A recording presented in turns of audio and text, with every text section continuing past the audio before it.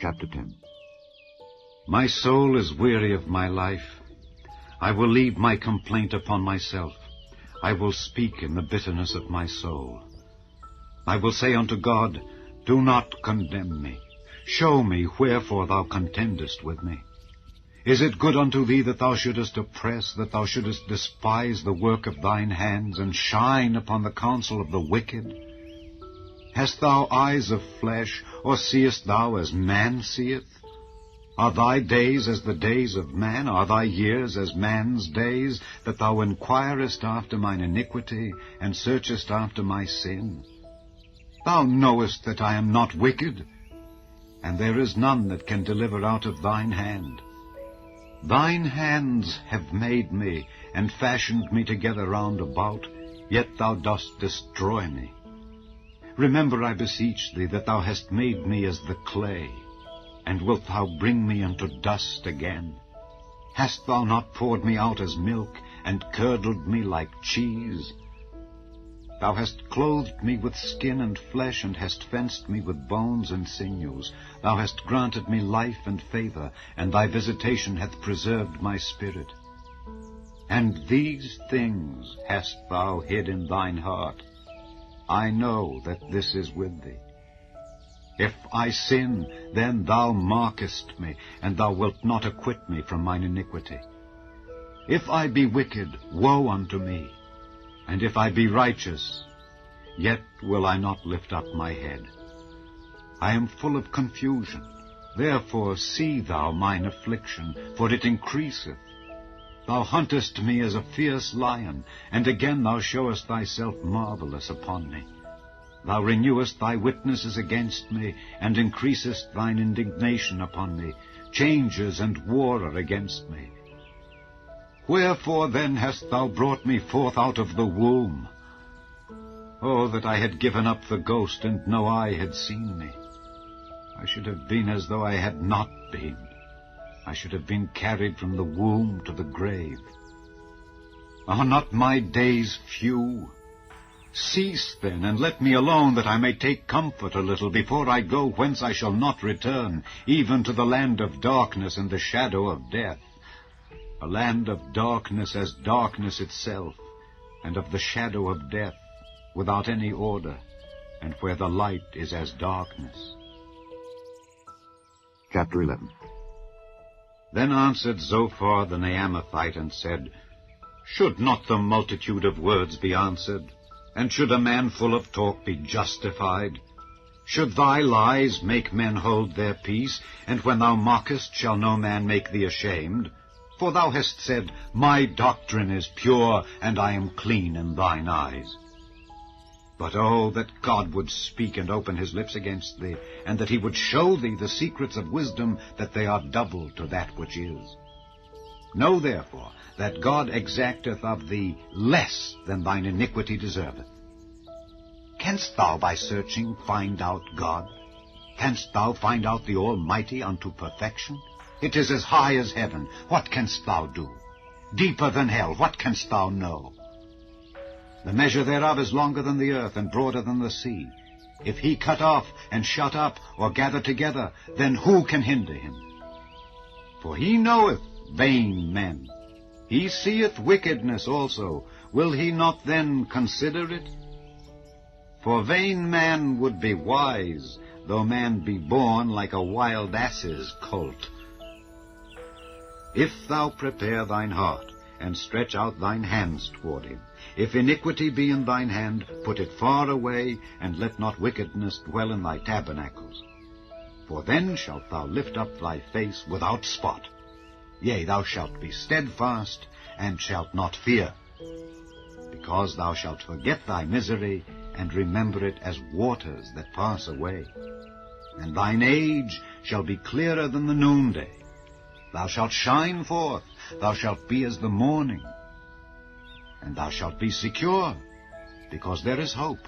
Yea, thou shalt dig about thee, and thou shalt take thy rest in safety. Also thou shalt lie down, and none shall make thee afraid. Yea, many shall make suit unto thee. But the eyes of the wicked shall fail, and they shall not escape. and their hope shall be as the giving up of the ghost. Chapter 12. And Job answered and said, No doubt but ye are the people, and wisdom shall die with you. But I have understanding as well as you. I am not inferior to you. Yea, who knoweth not such things as these? I am as one mocked of his neighbor, who calleth upon God, and he answereth him. The just, upright man is laughed to scorn. He that is ready to slip with his feet is as a lamp despised in the thought of him that is at ease. The tabernacles of robbers prosper, and they that provoke God are secure, into whose hand God bringeth abundantly. But ask now the beasts, and they shall teach thee, and the fowls of the air, and they shall tell thee. Or speak to the earth, and it shall teach thee, and the fishes of the sea shall declare unto thee. Who knoweth not in all these that the hand of the Lord hath wrought this? In whose hand is the soul of every living thing, and the breath of all mankind? Doth not the ear try words, and the mouth taste his meat? With the ancient is wisdom, and in length of days understanding. With him is wisdom and strength. He hath counsel and understanding. Behold, he breaketh down, and it cannot be built again. He shutteth up a man, and there can be no opening. Behold, he withholdeth the waters, and they dry up. Also he sendeth them out, and they overturn the earth. With him is strength and wisdom. The deceived and the deceiver are his. He leadeth counselors away spoiled, and maketh the judges fools. He looseth the bond of kings, and girdeth their loins with a girdle. He leadeth princes away spoiled, and overthroweth the mighty. He removeth away the speech of the trusty, and taketh away the understanding of the aged. He poureth contempt upon princes, and weakeneth the strength of the mighty. He discovereth deep things out of darkness, and bringeth out to light the shadow of death. He increaseth the nations, and destroyeth them. He enlargeth the nations, and straighteneth them again. He taketh away the heart of the chief of the people of the earth, and causeth them to wander in a wilderness where there is no way. They grope in the dark without light, and he maketh them to stagger like a drunken man. अय्यूब की पुस्तक अध्याय 10। मेरा प्राण जीवित रहने से उकताता है। मैं स्वतंत्रता पूर्वक कुड़कुड़ाऊंगा, और मैं अपने मन की कड़वाहट के मारे बातें करूंगा। मैं परमेश्वर से कहूंगा, मुझे दोषी न ठहरा। मुझे बता दे कि तू किस कारण मुझसे मुकदमा लड़ता है।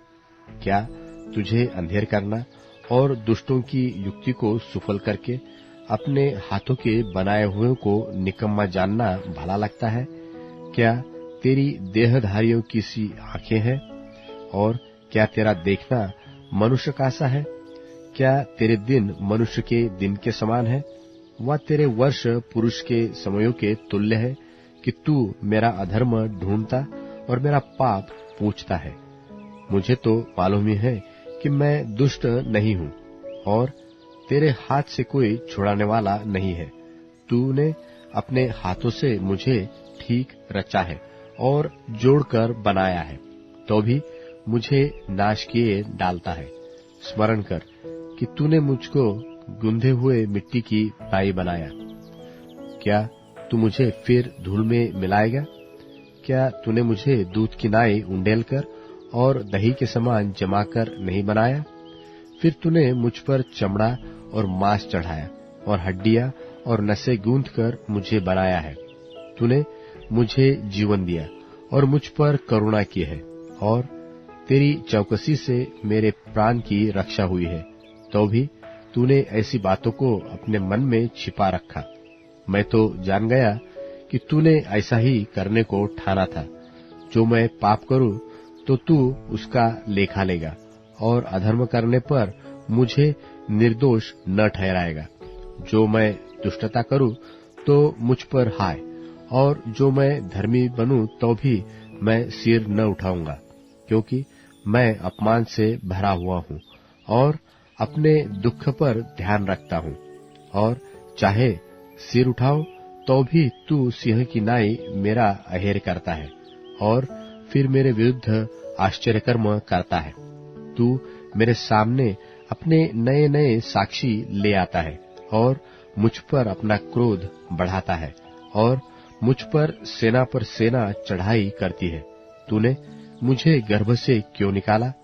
नहीं तो मैं वही प्राण छोड़ता और कोई मुझे देखने भी नहीं पाता। मेरा होना न होने के समान होता और पेट ही से कब्र को पहुंचाया जाता। क्या मेरे दिन थोड़े नहीं? मुझे छोड़ दे और मेरी ओर से मुंह फेर ले कि मेरा मन थोड़ा शांत हो जाए, इससे पहले कि मैं वहां जाऊं जहां से फिर न लौटूंगा, अर्थात अंधियारे और घोर अंधकार के देश में, जहां अंधकार ही अंधकार है और मृत्यु के अंधकार का देश, जिसमें सब कुछ गड़बड़ है और जहां प्रकाश भी ऐसा है जैसा अंधकार। अय्यूब की पुस्तक अध्याय 11। तब नामाती सोपर ने कहा, बहुत सी बातें जो कही गई, क्या उनका उत्तर देना न चाहिए? क्या बकवादी मनुष्य धर्मी ठहराया जाए? क्या तेरे बड़े बोल के कारण लोग चुप रहे? और जब तू ठट्ठा करता है तो क्या कोई तुझे लज्जित न करे? तू तो यह कहता है कि मेरा सिद्धांत शुद्ध है और मैं परमेश्वर की दृष्टि में पवित्र हूँ। परंतु भला हो कि परमेश्वर स्वयं बातें करे और तेरे विरुद्ध मुंह खोले और तुझ पर बुद्धि की गुप्त बातें प्रकट करे, कि उनका मर्म तेरी बुद्धि से बढ़कर है। इसलिए जान ले कि परमेश्वर तेरे अधर्म में से बहुत कुछ भूल जाता है।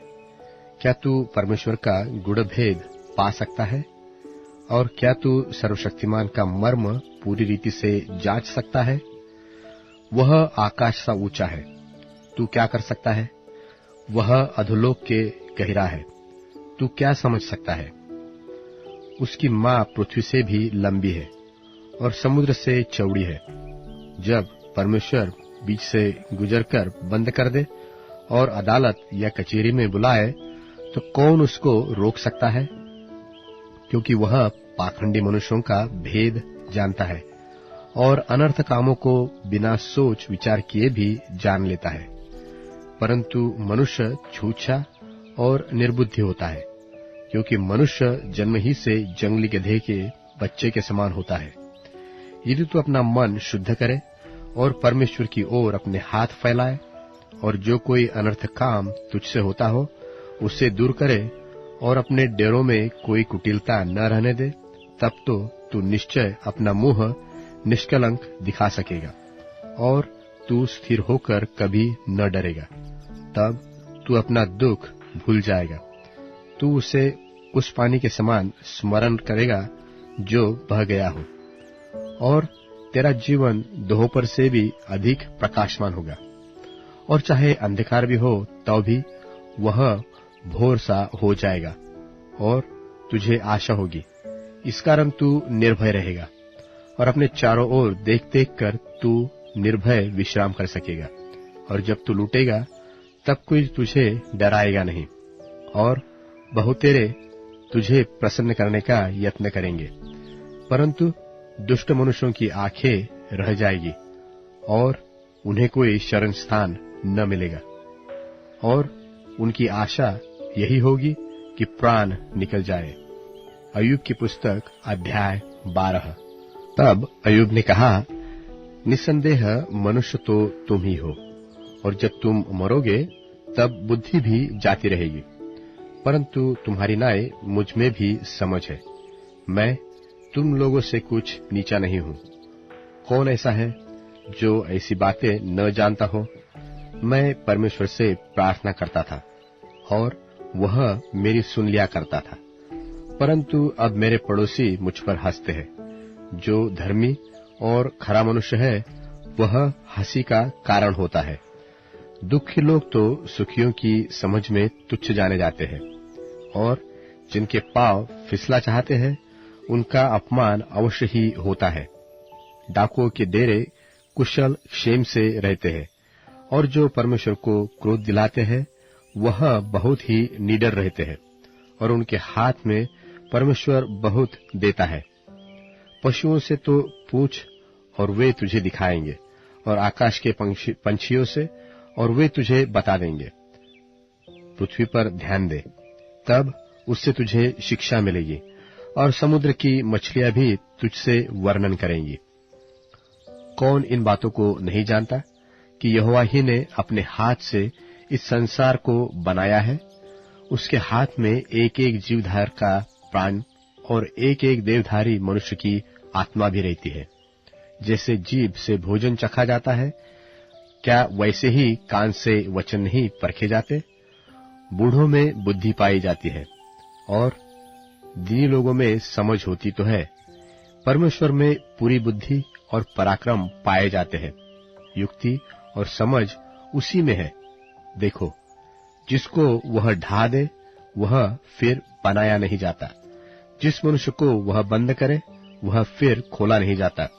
देखो, जब वह वर्षा को रोक सकता है तो जल सूख जाता है, फिर जब वह जल छोड़ देता है तब पृथ्वी उलट जाती है। उसमें सामर्थ्य और खरी बुद्धि पाई जाती है। धोखा देने वाला और धोखा खाने वाला दोनों उसी के हैं।